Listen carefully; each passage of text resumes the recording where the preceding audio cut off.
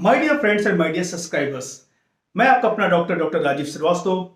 मेरी आपकी मुलाकात होती रहती है। आज काफ़ी समय के बाद मैं एक वीडियो रिकॉर्ड करके आप लोगों के सामने ला रहा हूँ। काफ़ी दिनों से मैं ऑडियो रिकॉर्डिंग ही लेकर के आपके पास आ रहा था। तो इस वीडियो में मैं एक बहुत ही महत्वपूर्ण बीमारी के बारे में आपको जानकारी देना चाहता हूँ और इसके इलाज के प्रति आपको बारे में बताना चाहता हूँ। इस बीमारी का नाम है फिस्टुला इन एनो, या जिसको हम कहते हैं भगंदर। बहुत सारे लोग इस बीमारी से ग्रसित रहते हैं और बहुत सारी मिथ्स के कारण या बहुत सारी गलत इलाज के कारण ये बीमारी उनकी कभी ठीक नहीं होती है और नाजुर बन जाती है। आज मैं आप इस वीडियो के माध्यम से बताऊंगा कि आखिर ये फिस्टुला इन एनो होता क्या है और अगर किसी को जो हो जाए तो उसका इलाज कैसे करना चाहिए।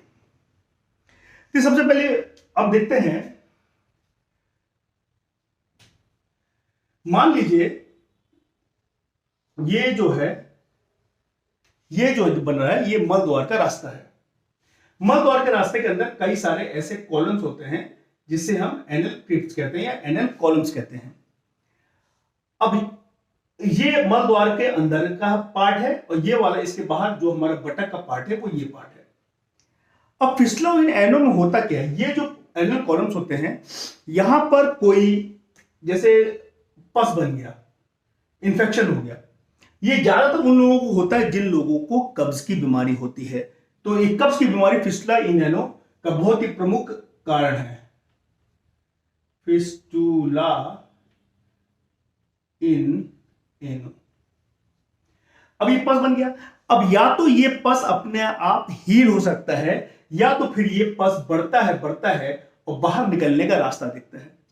अब ये बाहर निकलने के रास्ते की तरफ में ये कहीं से भी आकर के फूट करके ये बाहर कहीं आकर के ऐसे निकल सकता है। यहां निकल सकता है, यहां निकल सकता है, या इस साइड निकल सकता है, या कहीं भी निकल सकता है। तो ये जो रास्ता बनता है इसके निकलने वाला, इसी रास्ते को हम कहते हैं फिस्टुला। तो इस फिस्टुला की दो ओपनिंग होती है। एक बाहर का छिद्र होता है जिसमें से हमें पस आता दिखता है, और एक छिद्र जो होता है वो अंदर का छिद्र होता है। बाहर का छिद्र और अंदर छिद्र दोनों कनेक्टेड होते हैं। ये कनेक्टिंग ट्यूब को हम फिस्टुला इन एनो कहते हैं। क्योंकि यहां से ये मल का रास्ता है, गंदगी का रास्ता है, इसमें से कुछ ना कुछ आता रहता है, इसलिए ये इसको कभी भरने नहीं देता है और इसीलिए ये बीमारी बहुत लंबी हो जाती है। अब ये फिस्टुला सीधा सीधा हो सकता है, जैसे यहां से यहां, इससे सिंपल फिस्टुला हो सकता है, या तो फिर एक कॉम्प्लेक्स फिस्टुला हो सकता है। एक फिस्टुला के कई सारे रास्ते हो सकते हैं। तो इस तरह से ये फिस्टुला इन एनो होता है। इसके लक्षण क्या होता है? लैट्रिन के रास्ते अगर या रास्ते के आसपास अगर बार बार पस आ रहा हो, कोई आपको छिद्र दिख रहा हो बटक्स में जहां से लगातार निरंतर कुछ पस या गंदगी निकलती रहती हो, तो ये फिस्टुला इन एनो का है। और ये जल्दी भर ना रहा हो तो ये फिस्टुला इन एनो है। अब इसमें करना क्या है? बेसिकली हम फिस्टुला और एनो को पहचान कैसे करते हैं? आपको अपने सर्जन डॉक्टर या प्रोक्टोलॉजी से मिलना चाहिए या तो गैस्ट्रोएंटरोलॉजी से मिलना चाहिए। वो इसको देखेंगे, प्रोक्टोस्कोप डाल करके देखेंगे और ये पता करेंगे कि ये जो उसकी इंटरनल ओपनिंग कहां पर है, और ये ट्रैक को फील करेंगे। अभी डॉक्टर जो जितना फील होता है बाहर से या प्रोक्टोस्कोप से उतने देख पाता है, अंदर ये कहां पर गया है इसके लिए हमें क्या करना चाहिए? इसलिए दो तरह की जांचें होती हैं। एक तो एक्सरे फिस्टुलोग्राम होता है जिसमें हम बाहर का जो छेद है इसमें ट्यूब डालते हैं और डाई डाल देते हैं और देखते हैं कि ये डाई कहां से जाके निकली, उससे हम एक्सरे फिस्टुलोग्राम कहते हैं। दूसरा जो कॉमनली जांच होती है वो होती है एमआरआई फिस्टुलोग्राम, या हम इसका एमआरआई करा कर लेते हैं। तो एमआरआई से ये स्पष्ट हो जाता है कि कौन सी फिस्टुला है, किस तरह की इसकी ग्रेडिंग होती है। सैंड मार्क्स ग्रेडिंग होती है, ग्रेड 1, ग्रेड 2, ग्रेड 3, ग्रेड 4। तो उतना डिटेल में आपको जाने की मैं बताने की जरूरत नहीं समझता हूं। पर ये फिस्टुला अगर अब ये हो गया फिस्टुला। अब ये फिस्टुला, मेन कारण फिस्टुला का समझ ये है आपको कब्ज। तो कब्ज को आप दूर करने की पूरी पूरी चेष्टा कीजिए। एक बार एमआरआई से पता चल जाता है फिस्टुला का इंटरनल ट्रैक कहां है, एक्सटर्नल ट्रैक कहां है और पूरी ट्रैक की लेंथ। एमआरआई से बता देगा इंटरनल ट्रैक कहां पर है, एक्सटर्नल ट्रैक कहां पर है, और फिस्टुला है तो इसकी लेंथ कितनी है और फिस्टुला ट्रैक की मोटाई कितनी है। फिस्टुला ट्रैक की मोटाई आधे सेंटीमीटर या उससे भी ज्यादा हो सकती है। एक बार जब इतना मोटा ट्रैक, फिस्टुला का मतलब होता है कि एक तरह की ट्यूब जिसके दोनों छेद खुले हों, एक छेद अंदर हो एक छेद बाहर हो, इसे हम फिस्टुला कहते हैं। तो वही ये फिस्टुला हो जाता है। अब इस फिस्टुला का कहेंगे आप इलाज कैसे किया जाए? तो इस फिस्टुला का सबसे बड़ा इलाज के दो तीन विधि हैं। अब मान लीजिए, मैं फिर से दिखाता हूं आपको। हम एक आपको समझाने के लिए एक सरल सा फिसला लेते हैं।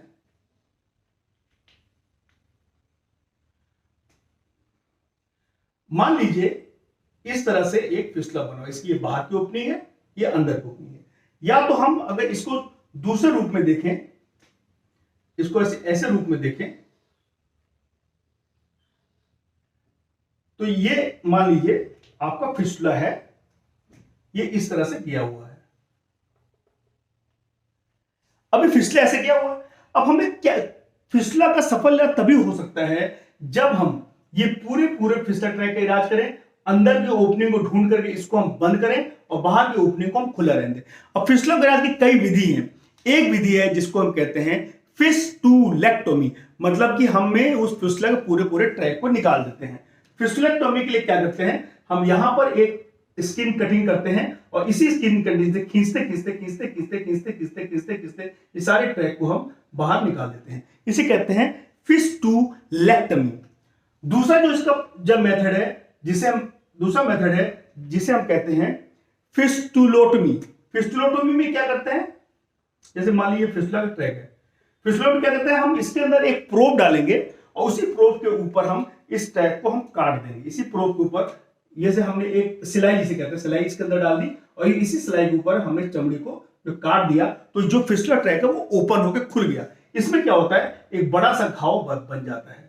इसके पहले प्रोसीजर में बाहर केवल इतने से घाव से निकालते हैं, इसमें ये पूरा घाव बन जाता है। फिर धीरे धीरे ये घाव बढ़ता है। इसको भरने में 1 से 1.5 महीना लग जाते हैं और 1 से 1.5 महीना आपको प्रिकॉशन लेना पड़ेगा।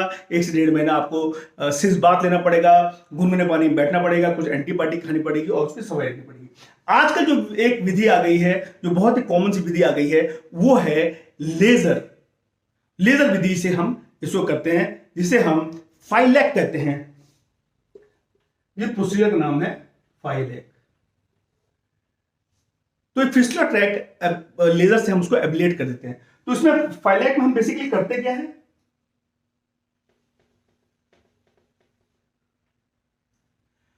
मान लीजिए कि ये आपका फिस्टुला का ट्रैक है। पहले हम क्या करते हैं, हम सिलाई से या ये प्रोब से इस ट्रैक को हम देख लेते हैं कि इसके अंदर की ओपनिंग कहां है, बाहर की ओपनिंग कहां है। फिर स्कूप से इस ट्रैक को हम साफ कर लेते हैं, यही से छेद से ही डालकर हम इसको एक बार साफ कर लेते हैं। हमें अंदर ओपनिंग पता है।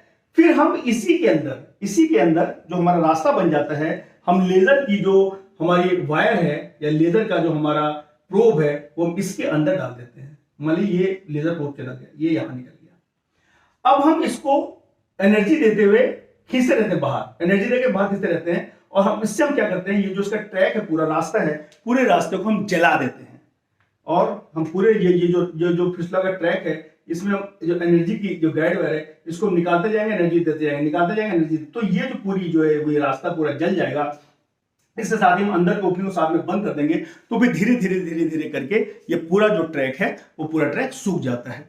तो 3 तरह की विधि कॉमनली होती है, फिस्टुलेक्टोमी, फिस्टुलोटोमी और फाइलेक, जिसे कहते हैं fistula tract ablation by laser.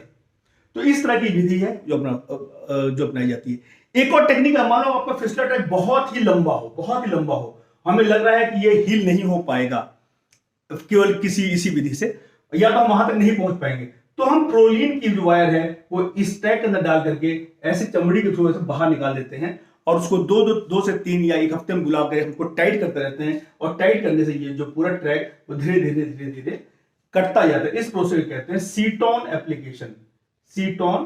Application.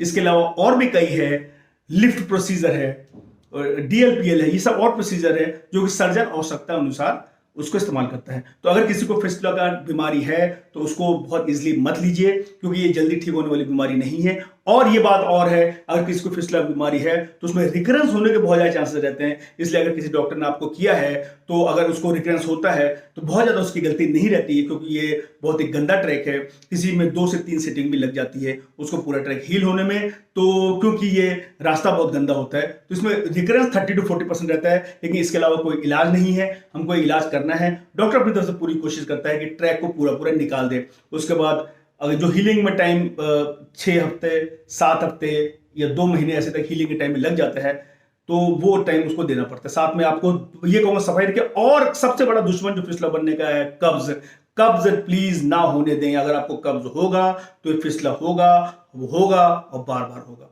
तो ये फिसला है तो ये कब्ज की वजह से आपको पाइल्स भी होगा, फिशर भी होगा, फिसला भी होगा। तो कब्ज ये लैट्रिन रास्ते से बड़ा दुश्मन है, इसको आपको केयर करना पड़ेगा। उम्मीद करता हूं मेरी इस वीडियो के माध्यम से मैं बताने में सफल रहा हूं भगंदर या फिसला इन एनो के बारे में बहुत ही सरल सी भाषा में। ठीक है, तो अगर आपको ये बात समझ में आ गई हो तो मेरे वीडियो को लाइक कीजिए, शेयर कीजिए और अपने डॉक्टर राजीव श्रीवास्तव को सब्सक्राइब कर दीजिए, मेरे channel doctor R surgeon blog. Video देखने के लिए आप लोगों को तहे दिल से बहुत बहुत शुक्रिया। नमस्कार।